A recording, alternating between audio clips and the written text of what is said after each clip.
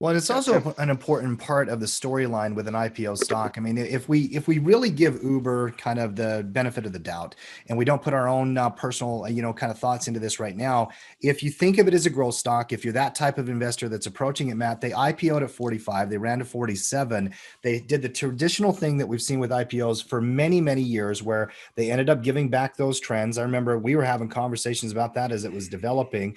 It went into a long consolidation with uncertainty.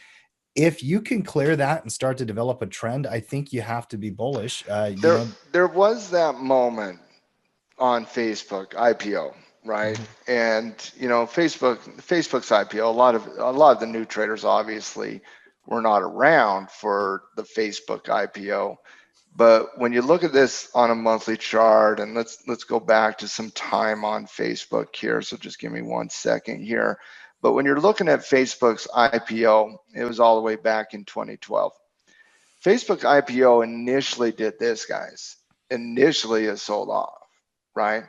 And I want, and obviously, when very popular brands come out, this happens. It does because the general public, who is not nearly as educated as other individuals in the financial world, they know of Facebook, they know of Uber, they know of Lyft, they know these because they use them in their everyday life, and they're like, oh, now I can go get rich, right? They got to be making money. I like them. Everybody else has to make money. But a lot of times, what they don't understand is that everybody that actually means anything to these stocks already bought on the pre-IPO pricing or the pre-IPO listings, and the seed capitalists out there and whatnot. So, or the pre-investors. So, in terms of that, Facebook had a good 6, 7, 8 months where the first few months it declined in price. You then started bottoming out. You established a lower high here, came back down, but then it had that one earnings report, guys, where subscriber growth was like in the positive 40% range, and people were like, wow. But it wasn't that moment. It was the moment where in 2013 they shifted their marketing message at Facebook from a pay-per-click model to more of a what everybody knows now is the scrolling model, sponsored by, promoted by, all those things that do annoy us. And after that positive earnings report, it really shifted the mentality that everybody had for Facebook. And I remember saying that, I remember saying this in 2013, that the hate on Facebook has went too far. And what we saw post that IPO was, or post that earnings report, was the Facebook you guys know today. But before that moment, it was just a dog of an IPO that had a lot of opinions on it more than anything. When you're looking at Uber here today on that same type of monthly chart, you see that same downward trajectory on the IPO. You see the same double bottom there at 25. You see the reclaiming of the old resistance on an earnings report that doesn't have the same fundamental nature to it that Mhm. Facebook had, right? It, like Uber's report today was garbage in my opinion, Mhm. but it does have one of those catalysts that have the ability to really, really drive the sentiment on Uber. And so when you're looking, how many times have we talked about that potential court case in California and how the impact would be on Lyft and on Uber if they were forced to categorize contractors as employees? And now California is not going to be doing that, right? Based on the changes we saw on Tuesday. Does Uber, with that catalyst we saw on Tuesday, and obviously you're starting to see the momentum start to build on the daily chart, does Uber long term have that same degree of ability to capture the attention of the market the same way a Facebook did? What do you guys think?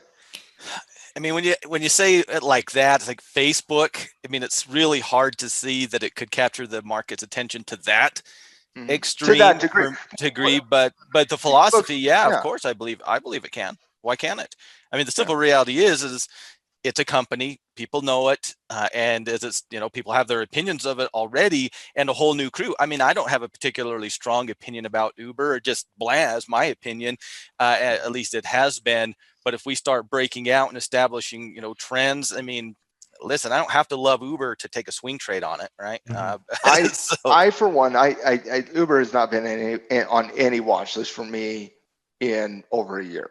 Like, it just hasn't. Like, I've had zero interest in this space, and a lot of that was because of the ultimate variable of the dark cloud of contractor status, right? And that's a conversation I think our nation needs to have, and we are having right now. But when you remove some of that cloud and it becomes a little bit more clearer out there, the market starts to embrace it a little bit more. And so it's something that I feel like we should keep an eye on, because a lot of these popular brand names, right, initially when they go down, all of a sudden everybody's like, oh, it's just gambling, it's just gambling, it's just gambling. The market waits for that positive theme, that positive catalyst to come into it. They start pricing it and momentum takes over. I don't think we chase it here, but I do think we keep an eye on Uber and how it behaves at those all-time highs of $47. Mm-hmm. Once Facebook broke out of its IPO pricing, there was nothing there, guys. It took off. Tesla took off. These very, very popular brand names. And Uber, say what you will about them, it doesn't matter. They are a very popular brand name. These brand names, once they start moving, guys, it doesn't just get the investors. It doesn't just get Wall Street. It doesn't just get the hedge funds. It garners the attention of the public.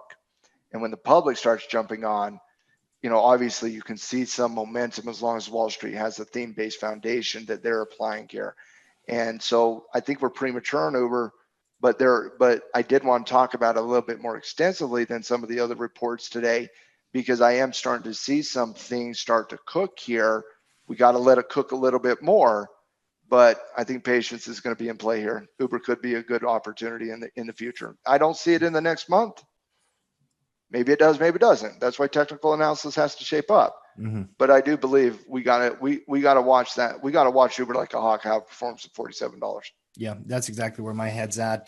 Coming into either back into December, first part of next year, if those technicals are positive, you could see a trend develop here I'm interested in. So we'll see. We'll let it play itself out. Who you got next there, Matt?